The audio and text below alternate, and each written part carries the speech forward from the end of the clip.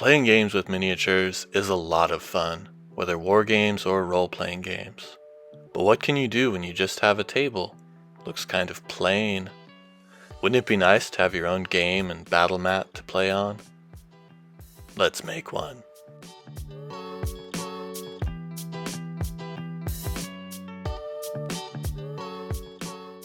I had two fabrics to choose from, felt and fleece. The felt is shinier, smoother, more crunchy, and more prone to wrinkling, whereas the fleece is less likely to wrinkle. It's softer, has a texture already, and a more pleasing mouthfeel. I paid about $2 for each piece at a thrift shop, so price wasn't really a consideration. I had to think more about what I wanted and how I was going to use it. My battle mat is going to be rolled and unrolled a lot, so the more flexible fabric is probably the better option. And I really liked how the texture of the fleece has potential to be used with different colors of paint. After rubbing them both on my face, I decided to go with the fleece, but I think the felt could be a great option too. And if felt is all you have, use that. There's not a lot to explain in this video. It's more just showing what I do. It really is just cutting fabric into a shape and then painting it. But I'll be sure to chime in with what I do and why as needed.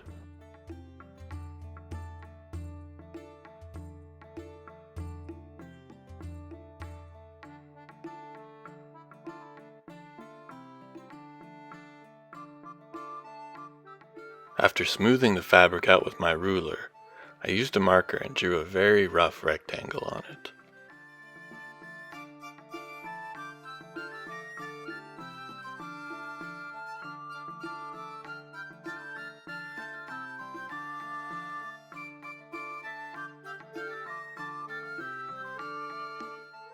I didn't have any kind of tool to help get a right angle, so when I say I drew a rough rectangle on it, it was quite rough.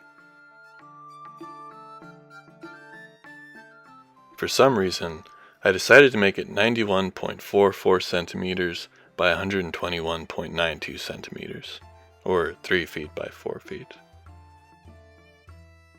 After I was satisfied with my rectangle, I then cut it out.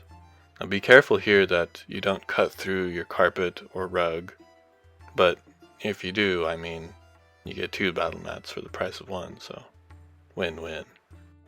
I saved the scraps of the fabric for use later.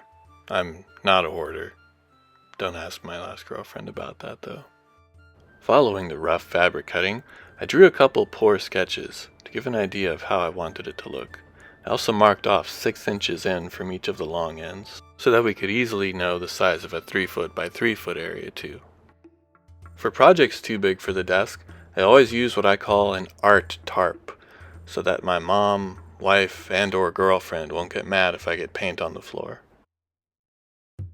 Using one of the 2 brushes I use for pretty much everything, I started with a dark brown paint that I watered down just a little bit and began to draw on the roads that I had envisioned in my sketches.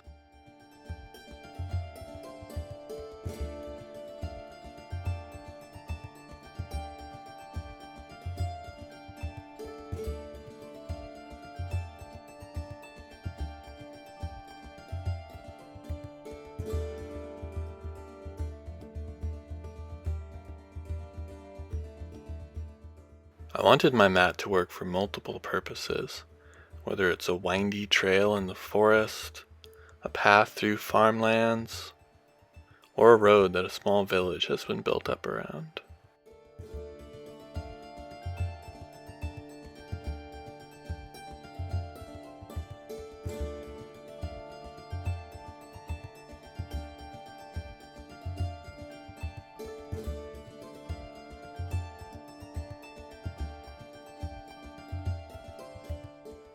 Well, the outline looks pretty good, so let's fill it in with the same slightly watered down dark brown paint.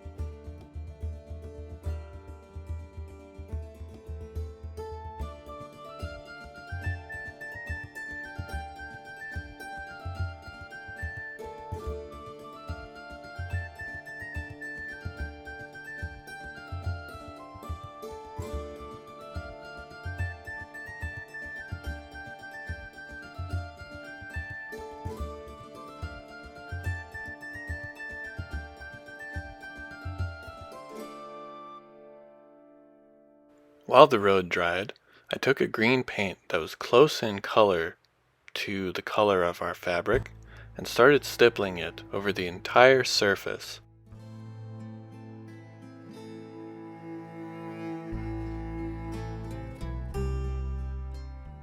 This random stippling serves two purposes: to give us some subtle variation in color and to enhance the already pretty good texture of the fleece, to really bring out the best of it. And that's really the entire Cell Rock Games philosophy. Take things that are ordinary, maybe that would be overlooked, discarded, cheap, and turn them into something really cool. After our first layer of green stippling had dried, I took a lighter brown and began painting the inside of the road. Leaving the outside edges of the road the darker brown almost provides us with a kind of shading. I really like how it turned out.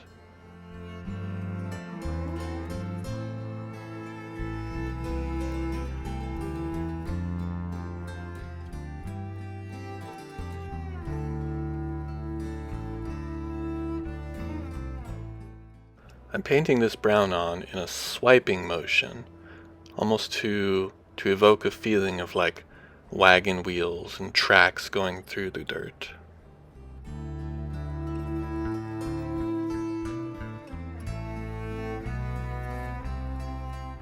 If you're new to painting, like me, you'll learn little things that can make a big difference, like the way you hold your brush, the direction you move it when you apply paint to something, the motion you take, like whether it's stippling or swiping.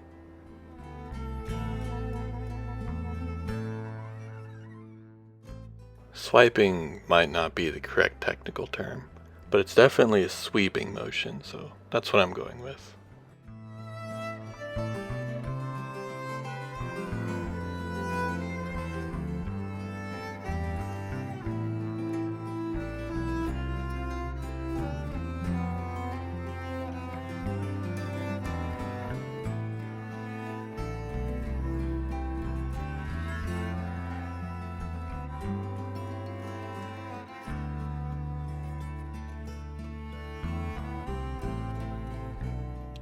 Then, I stippled on a lighter green for more color and texture variation.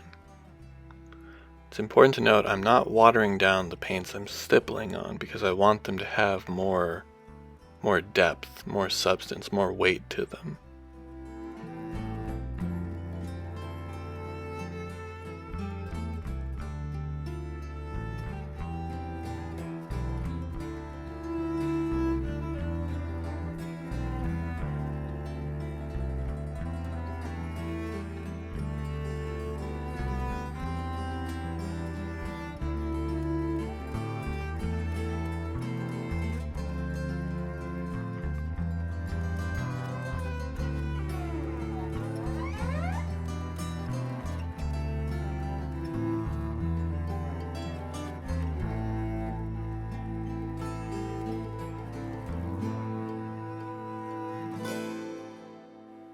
To finish our painting, we're going to dry brush the road with a similar sweeping motion with a tan.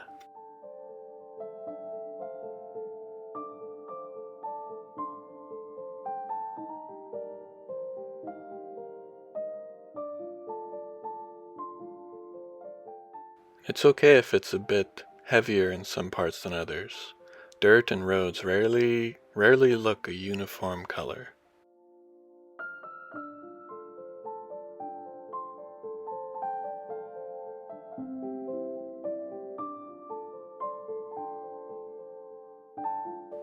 One last step. We're going to spray it with a matte finish protective sealant.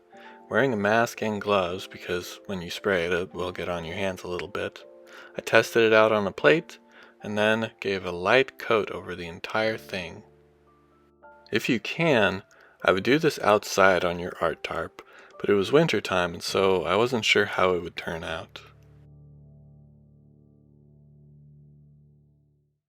After the first layer had dried, I gave it a second thin coat, let that dry, and then rolled and unrolled it a couple times just for fun.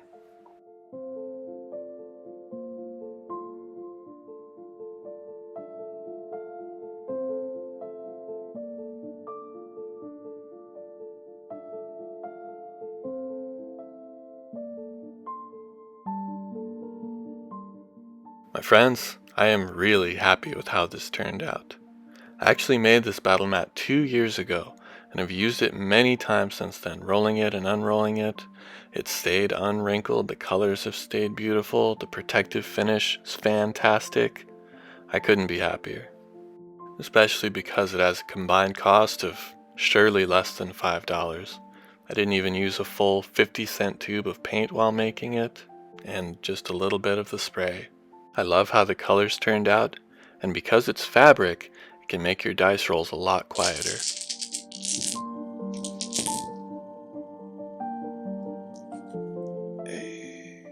I'm not sure what I was thinking or when I would ever need a 3-foot by 4-foot battle mat, but because it's fabric, the extra bit just hangs off the table with no problem.